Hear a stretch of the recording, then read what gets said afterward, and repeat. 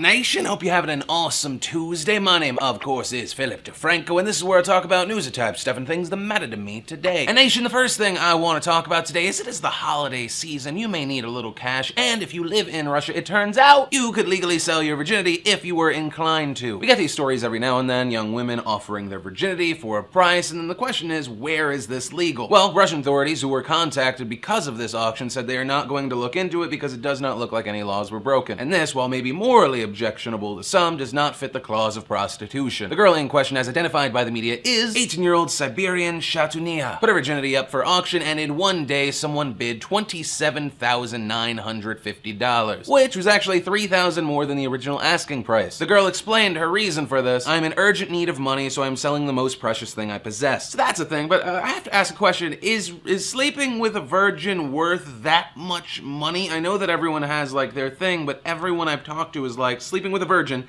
terrifying, scary, terrible. I know as a guy, my first time was a big ball of shame and I'm sorry. I've never been first. I've never deflowered someone. I think that's probably because I was raised by a car salesman who taught me never to buy new. As soon as you take it off the lot, value plummets. That is a terrible joke. That still makes me giggle inside, so if you were offended by that, go fuck yourself. But to each their own. And next up, some stuff I found on the interwebs today that I had to share with you in Today in Awesome. The third trailer for The Hobbit, Desolation of Smaug, came out today, and it still looks awesome. I know I mentioned I disliked the 48 frames per second. I went back and watched it just regular. Liked it a lot more, and that's why I'm even more excited for this movie. Then from movies to music, there is a video of Childish Gambino freestyling over Drake's track Pound Cake. So nerdy, but the flow wordy.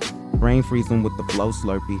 Ice cold, but you know I burn cash like I had herpes. Not true, but I'm that dirty. Granted, he'll always be the YouTuber from Derek's Comedy to me, despite all of his amazingness, but I mean that in a very real, positive way. You gotta check him out. And then, easily one of the most requested stories. I'd be shocked if you had not heard about this yet, but there were these two planes that crashed into each other. Two Cessnas collide mid-air, and the reason it's a story, not only because all of the people involved survived miraculously, but not really miraculously. Like, crashing a plane is not ideal, but you did crash in the most ideal way possible, with all 11 people having parachutes. But the reason it's a big story, because these were skydivers, there were 5 people with GoPros filming at the time of the crash, so there are all these different angles. It's truly amazing to watch. It's even more amazing that no one was hurt. But the main point is, if you have not seen this footage, you should definitely check it out. It is insane, and these people are very, very, very lucky. Then on this Tuesday, we have 2 lovely ladies of the day, first being Claire Danes. On top of mastering Crazy Eyes and Crazy Face for Homeland, which is a fantastic show that you should watch if you are not watching it. She also just shot a spread in Interview magazine and looks fantastic. And our other lovely lady of the day is Gisele, aka Mrs. Tom Brady, aka the woman that calms Tom Brady down when no one will catch his easy passes. But main point, Gisele posed naked for Vogue Paris, and the photos are just beautiful. And I love that social media is so accepted because the photographer and Gisele posted unpublished photos as well. A link to that gallery and everything else I talk about down below. And then I want to do a really quick Rob Ford update. Rob Ford, if you're unfamiliar, is the Toronto mayor who was accused of smoking crack. There was supposed to be this video of it, then it disappeared, then the police found it, and they're like, it is real. And the update today is that he finally admitted to smoking crack cocaine, but in the best way possible. He said, I wasn't lying. You didn't ask the correct question. Yes, I have smoked crack cocaine, but am I an addict? No. Have I tried it? Probably in one of my drunken stupors approximately a year ago. Cause you know, that old story, having some drinks with the guys, then Tom shows up and he's like, I got the crack, and he's like, no, Tom, I said no more. Okay, one more thing of crack. I am drunk, and while I'm not an addict of crack cocaine, I am a social crack smoker. It's so great. But what is fantastic is the wording. I get very weird sexual feelings about great wordplay. Wordplay makes or breaks people, because there are great speeches and you can inspire people, but to be able to weasel your way out of a minefield you are in the center of is truly an art. One of my favorite examples of all time ever, Bill Clinton. The impeachment. Not only did he successfully define sex as only vaginal, but most memorably he said the phrase, it depends on what your definition of is. This was in reference to a statement made by his attorney who said there is no sexual relationship between Bill Clinton and Monica Lewinsky. And once again, Bill Clinton said it depends on what your definition of is.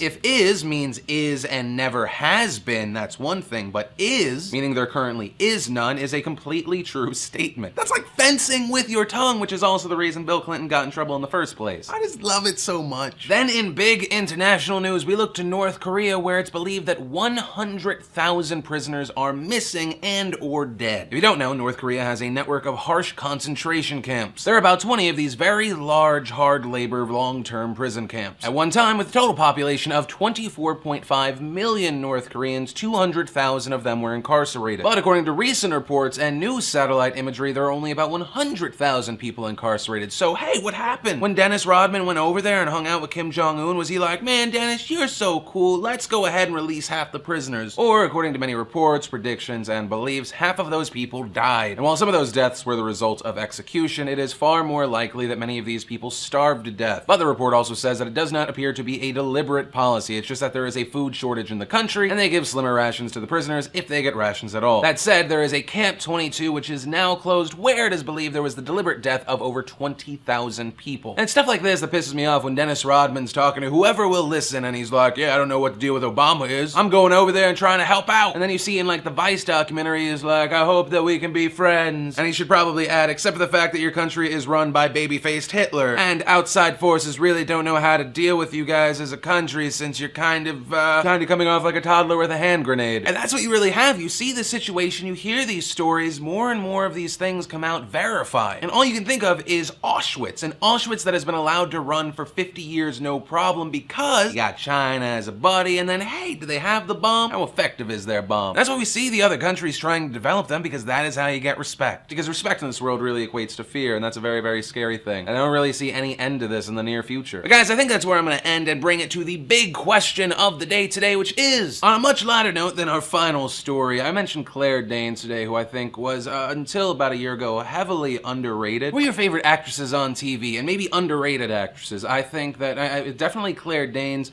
but Kerry Washington as well, I think, but they're finally getting the love. And remember to possibly be pelted with $50 worth of stuff from FullHumanPeoples.com. Leave a comment down below, maybe while you're at it, hit the like button, favorite, subscribe. And thanks again to the sponsor of today's show, Netflix.com/PhillyD. Use that URL, you get a free month of in-streaming movies, and it helps out the show. But, of course, as always, my name's Philip DeFranco. You've just been filled in. I love your faces, and I'll see you tomorrow.